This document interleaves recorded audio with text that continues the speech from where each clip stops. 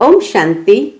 आज 18 नवंबर 2023 और आज सारे भारत भर में छठ पूजा विशेष मनाई जाती है। छठ पूजा में एक तो सूर्य को तर्पण देना होता है, अर्थात उगता सूरज और सूर्यास्त जब होता है उस समय लोग जाकर के विशेष गंगा में या नदियों में खड़े होकर सूर्य को तर्पण देते हैं। वैसे है यह संगम की यादगार कि जब परमात्मा ज्ञान सूर्य इस संसार में आते हैं और सभी आत्माओं की ज्योति जग जाती है, हर एक के जीवन में खुशहाली छा जाती है, भाई भाई की दृष्टि वृत्ति विकसित हो जाती है और चहुं ओर जीवन के अंदर लाभ ही लाभ महसूस करते हैं, तो हर एक आत्मा दिल से ज्ञान सूर्य परमात्मा को तर्पण देना अर्थात अपनी कृतज्ञता अर्पित करना है। जब कृतज्ञता अर्पित करते हैं, क्योंकि हम सभी जानते हैं कि ज्ञान सूर्य परमात्मा सतयुग में तो साथ में नहीं आएंगे, यहां से ही हम सभी को परमधाम घर ले जाएंगे और फिर वहां से हम नीचे उतरेंगे सतयुगी नई दुनिया में। तो उस परमात्मा के प्रति कृतज्ञता का भाव कब अर्पित करें? तो ये कृतज्ञता का भाव अर्पित करने का भी बहुत सुंदर त्योहार के रूप में मनाया जाता है। लोग भले स्थूल सूर्य को तर्पण देते हैं, वास्तव में है परमात्मा के प्रति शुक्रिया का भाव अर्पित करना। तो आज दिल से हम सभी ज्ञान सूर्य परमात्मा को शुक्रिया का भाव अर्पण करेंगे, ऐसा शुक्राना मानेंगे जिससे कम से कम हमें एक आत्मसंतुष्टि मिले कि हमने परमात्मा की श्रीमत पर चल करके उसके जो चाहना है उस चाहना के अनुसार अपनी यथाशक्ति पुरुषार्थ करते हुए भी अपने जीवन को श्रेष्ठ बनाया। तो शुक्रिया बाबा, शुक्रिया। सुनते हैं आज के बाबा के अनमोल मधुर महावाक्य। ओम शांति। मीठे बच्चे, मनुष्य को देवता बनाने की सर्विस का तुम्हें बहुत बहुत शौक होना चाहिए, लेकिन इस सर्विस के लिए स्वयं में हड्डी धारना चाहिए। सर्विस का शौक होना चाहिए, लेकिन बिना धारणा के सर्विस कैसे करेंगे? इसलिए बाबा कहे हड्डी धारना चाहिए। आज की मुरली से प्रश्न है, आत्मा मैली कैसे बनती है? आत्मा पर कौन सी मैल चढ़ती है? उत्तर है, मित्र संबंधियों की याद से आत्मा मैली बन जाती है। पहले नंबर का किचड़ा है देह अभिमान का, फिर लोभ मोह का किचड़ा शुरू होता है। यह विकारों की मैल आत्मा पर चढ़ती है, फिर बाप की याद भूल जाती है, सर्विस नहीं कर सकते हैं। आज की मुरली से पहले गीत बजा है, तुम्हारे बुलाने को जी चाहता है। ओम शांति। यह गीत बड़ा अच्छा है। बच्चे गारंटी भी करते हैं कि आपका सुन करके फिर यह ज्ञान सुनाने की दिल होती है। याद तो बच्चे करते हैं, यह भी जरूर है वो याद करते होंगे और मिले भी होंगे। कई बच्चे बाबा को याद करते भी होंगे और मिले भी होंगे। कहा जाता है कोटों में कोई आकर के यह वर्षा लेते हैं। अभी तो बुद्धि बहुत विशाल हो गई है। जरूर 5000 वर्ष पहले भी बाप राजयोग सिखाने आया होगा। पहले पहले तो यह समझाना है क्या समझाना है कि नॉलेज किसने सुनाई थी, क्योंकि यही बड़ी भूल है। ये नॉलेज किसने सुनाई थी, तो बाबा कहे यही सबसे बड़ी भूल है कि वो समझते हैं श्री कृष्ण ने सुनाई। बाप ने समझाया है, सर्वशास्त्रमय शिरोमणि गीता है, भारतवासियों का शास्त्र। सिर्फ मनुष्य ये भूल गए हैं कि सर्वशास्त्रमय गीता किसने गाई और उससे कौन सा धर्म स्थापन हुआ। बाकी गाते जरूर है कि भगवान आप आओ। भगवान तो जरूर आते ही है, नई पावन दुनिया की रचना रचने। दुनिया का ही तो फादर है ना। भक्त गाते भी है, आप आओ तो सुख मिले या शांति मिले। सुख और शांति दो चीजें हैं। सतयुग में जरूर सुख भी है, बाकी सब आत्माएं शांति देश में है। ये परिचय देना पड़े। नई दुनिया में नया भारत राम राज्य था, उसमें सुख है, तब तो राम राज्य की महिमा है, उसको राम राज्य कहते हैं। तो इनको रावण राज्य कहना पड़े, क्योंकि यहां दुख है वहां सुख है। बाप आकर सुख देते हैं, बाकी सबको शांति धाम में शांति मिल जाती है। जिसको शांति चाहिए बाबा उनको शांति दे देते, और जिसको सुख चाहिए उनको सुख मिल जाता। शांति और सुख का दाता तो बाप है ना।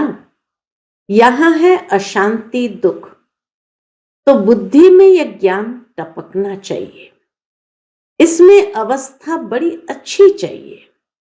ऐसे तो छोटे बच्चों को भी सिखलाया जाता है, परंतु अर्थ तो समझा न सके। इसमें हड्डी धारना चाहिए। जो कोई भी फिर प्रश्न पूछे तो समझा भी सको।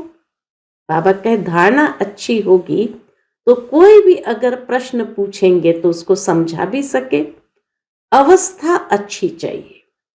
अगर अवस्था ही अच्छी नहीं है तो क्या समझा सकेंगे।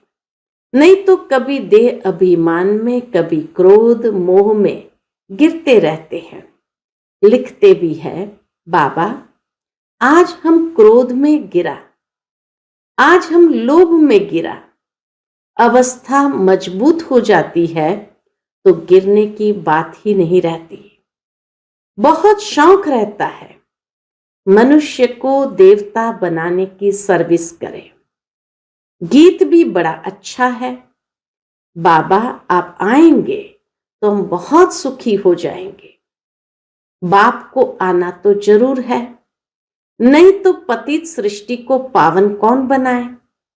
श्री कृष्ण तो देहधारी है, उनका व ब्रह्मा विष्णु शंकर का नाम नहीं ले सकते।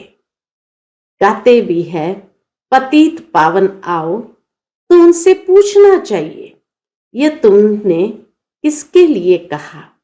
पतित पावन आओ तो बाबा कहे उनसे पूछना चाहिए ये बात तुमने किसके लिए कहा। पतित पावन कौन है और वह कब आएगा। पतित पावन वह है, उनको बुलाते हो तो जरूर ये पतित दुनिया है। पावन दुनिया सतयुग को कहा जाता है। पतित दुनिया को पावन कौन बनाएगा। गीता में भी है बरोबर, भगवान ने ही राजयोग सिखाया और इन विकारों पर जीत पाई। काम महाशत्रु है, पूछना पड़ता है कि यह किसने कहा कि मैं राजयोग सिखाता हूं। काम महाशत्रु है, किसने कहा ये बात। ये किसने कहा कि मैं सर्वव्यापी हूं। किस शास्त्र में लिखा हुआ है, किसके लिए कहा जाता है पतित पावन। क्या पतित पावनी गंगा है या और कोई है। ऐसी बाबा प्रश्नावली बनाकर देते। बाबा कहे ये बात तुमको पूछनी चाहिए। गांधी जी भी कहते थे पतित पावन आओ। गंगा तो हमेशा है ही, वह कोई नई नहीं है। गंगा को तो अविनाशी कहेंगे, बाकी सिर्फ तमोगुणी तत्व बन जाते हैं। सब नदियां अविनाशी कहेंगे, बाकी तत्व जो है तमोगुणी बन जाते हैं, तो उनमें चंचलता आ जाती है। बाढ़ कर देते, चंचलता आ जाती है, माना बाढ़ आ जाती है, अपना रास्ता छोड़ देते हैं।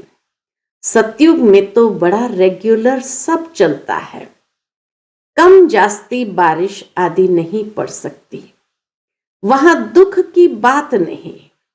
तो बुद्धि में यह रहना चाहिए कि पतित पावन हमारा बाबा ही है। पतित पावन को जब याद करते हैं तो कहते हैं, हे भगवान, हे बाबा। ये किसने कहा? आत्मा ने। तुम जानते हो पतित पावन शिव बाबा आया हुआ है। निराकार अक्षर जरूर डालना है। बाबा कहे निराकार अक्षर जरूर डालना है, नहीं तो साकार को मान लेते हैं। आत्मा पतित बनी हुई है, यह कह नहीं सकते कि सब ईश्वर है। अहम ब्रह्मास्मि या शिवोहम कहना बात एक ही है, लेकिन रचना का मालिक तो एक ही रचता है। बल मनुष्य और कोई लंबा चौड़ा अर्थ करेंगे, बाबा कहे बल मनुष्य और कोई लंबा चौड़ा अर्थ करेंगे, हमारी बात तो है ही सेकंड की। सेकंड में बाप का वर्षा मिलता है। बाप का वर्षा है स्वर्ग की राजाएं, उनको जीवन मुक्ति कहा जाता है। यह है जीवन बंद। समझाना चाहिए बरोबर। जब आप आएंगे तो जरूर हमको स्वर्ग का मुक्ति, जीवन मुक्ति का वर्षा देंगे। तभी लिखते हैं, क्या लिखते हैं? मुक्ति जीवन मुक्ति दाता एक है।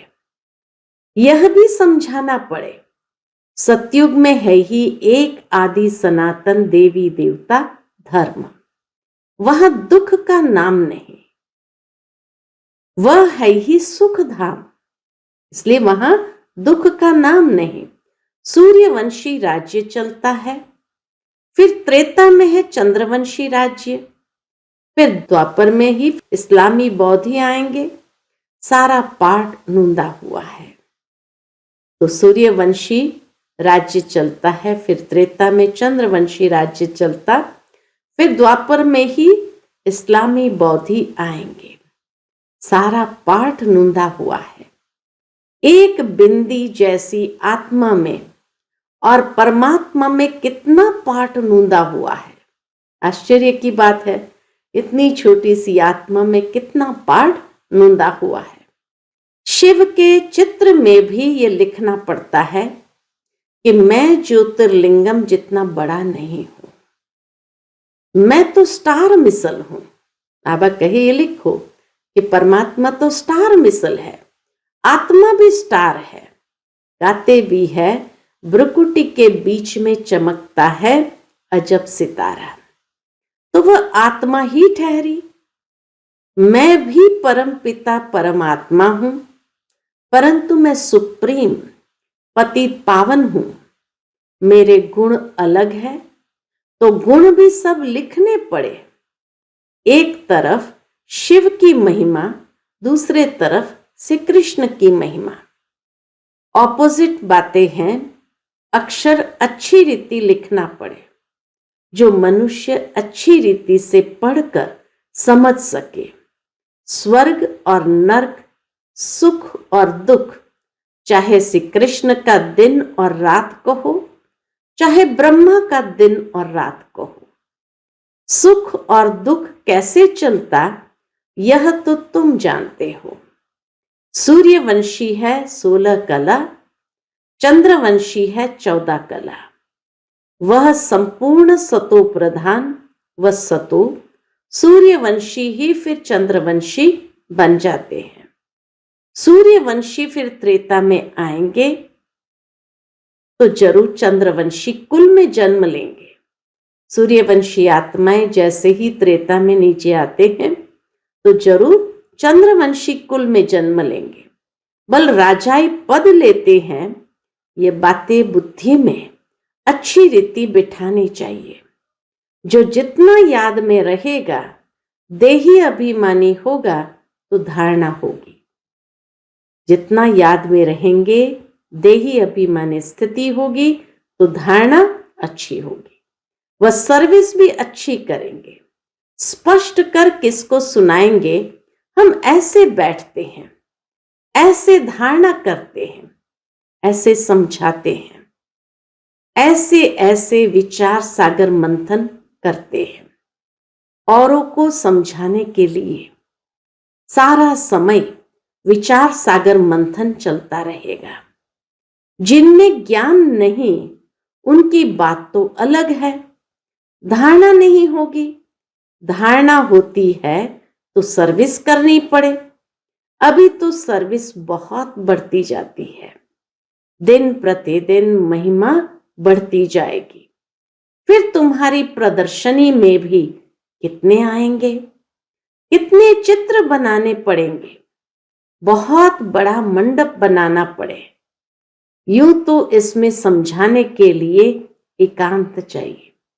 बाबा कहे अंत में ऐसे भीड़ आएगी तो मंडप भी बहुत बनाना पड़े और समझाना भी जरूर है। वैसे तो बाबा कहे इसमें समझाने के लिए एकांत चाहिए।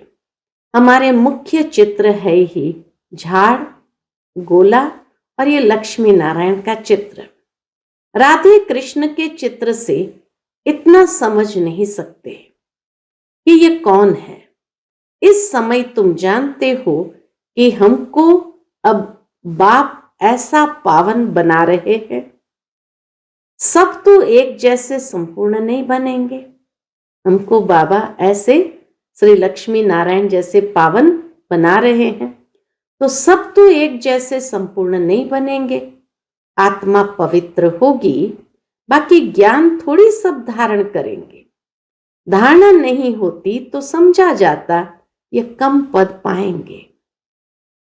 अभी तुम्हारी बुद्धि कितनी तीक्ष्ण हो गई है। नंबरवार तो हर क्लास में होते ही है। कोई तीखे, कोई ढीले, यह भी नंबरवार है।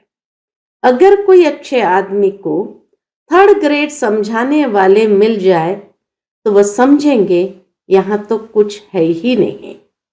इसीलिए पुरुषार्थ किया जाता है कि अच्छे आदमी को समझाने वाला भी अच्छा दिया जाए। सब तो एक जैसे पास नहीं होंगे। बाबा के पास तो लिमिट है। कल्प कल्प इस पढ़ाई की भी रिजल्ट निकलती है। मुख्य 8 पास होते हैं, फिर 100, फिर है 16,000, फिर प्रजा, उनमें भी शाहूकार गरीब सब होते हैं। कैसे बाबा ने नंबरवार बता दिया। मुख्य 8 पास होते हैं, फिर 100, फिर 16,000, फिर प्रजा, उसमें भी शाहूकार गरीब सब होते हैं।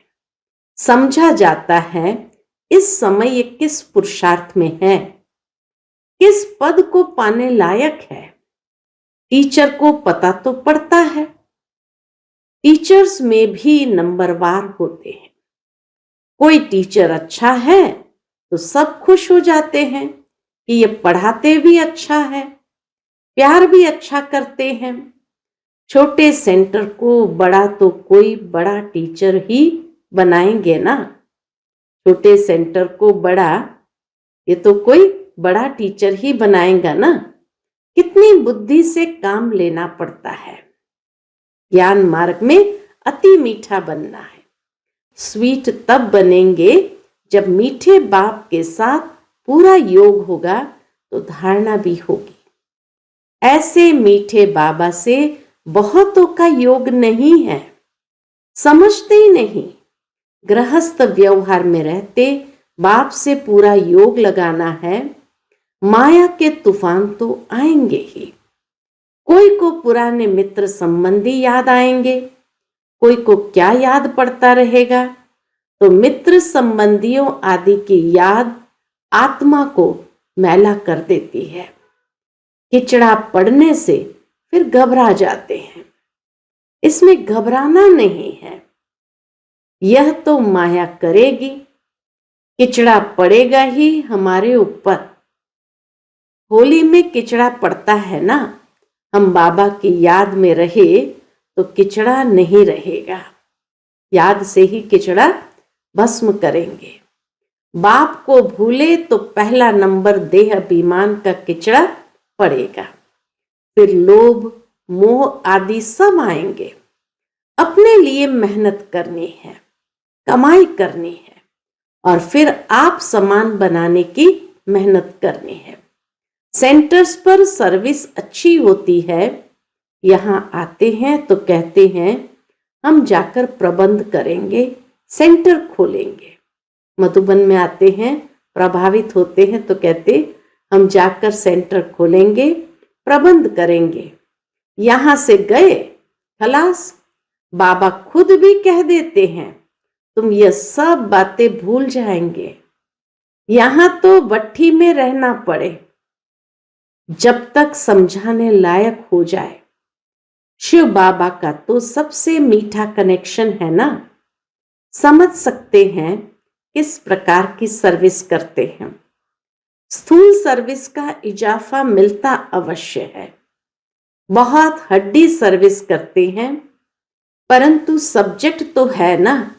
उस पढ़ाई में भी सब्जेक्ट होते हैं, तो इस रूहानी पढ़ाई में भी सब्जेक्ट है। पहले नंबर की सब्जेक्ट है याद, पीछे पढ़ाई, बाकी सब है गुप्त। इस ड्रामा को भी समझना पड़ता है। यह भी कोई को पता नहीं है कि 1250 वर्ष हर एक युग में है। सतयुग कितना समय था? अच्छा, वह कौन सा धर्म था? सबसे जास्ती जन्म यहाँ किसके होने चाहिए? बौद्धि, इस्लामी आदि इतने जन्म थोड़ी लेंगे। किसकी बुद्धि में ये बातें नहीं है? शास्त्रवादियों से पूछना चाहिए कि तुम भगवानुवाच किसको कहते हो? सर्वशास्त्रमय शिरोमणि तो गीता है। भारत में पहले पहले तो देवी देवता धर्म था। उनका शास्त्र कौन सा? गीता किसने गाई? श्री कृष्ण भगवानुवाच तो हो ना सके। स्थापना और विनाश कराना तो भगवान का ही काम है। श्री कृष्ण भला कब आया? अभी किस रूप में है? शिव बाबा के ऑपोजिट श्री कृष्ण की महिमा जरूर लिखनी पड़ेगी। शिव है गीता का भगवान, उनसे श्री कृष्ण को पद मिला। श्री कृष्ण के 84 जन्म भी दिखाते हैं। पिछाड़ी में फिर ब्रह्मा का एडॉप्टेड चित्र भी दिखाना पड़े। हमारी बुद्धि में जैसे 84 जन्मों की माला पड़ी हुई है, लक्ष्मी नारायण के भी 84 जन्म जरूर दिखाने पड़े। रात को विचार सागर मंथन कर और ख्याल चलाना पड़ता है। सेकंड में जीवन मुक्ति मिलती है। इसके लिए हम क्या लिखे? जीवन मुक्ति माना स्वर्ग में जाना। सो तो जब बाप स्वर्ग का रचयिता आए, उनके बच्चे बने, तब स्वर्ग के मालिक बने। सतयुग है पुण्य आत्माओं की दुनिया, ये कलयुग है पाप आत्माओं की दुनिया। वह है निर्विकारी दुनिया। वहां माया रावण का राज्य ही नहीं है, बल वहां यह सारा ज्ञान नहीं रहता। लेकिन हम आत्मा है, ये शरीर बूढ़ा हुआ, इसको अब छोड़ना है, यह तो ख्यालात रहते हैं ना। सतयुग में इतना आत्मा का ज्ञान जरूर रहता, यहां तो आत्मा का भी ज्ञान कोई में नहीं है। बाप से जीवन मुक्ति का वर्षा मिलता है, तो याद भी उनको करना चाहिए ना। बाप फरमान करते हैं मन मना भव। गीता में यह किसने कहा कि मन मना भव?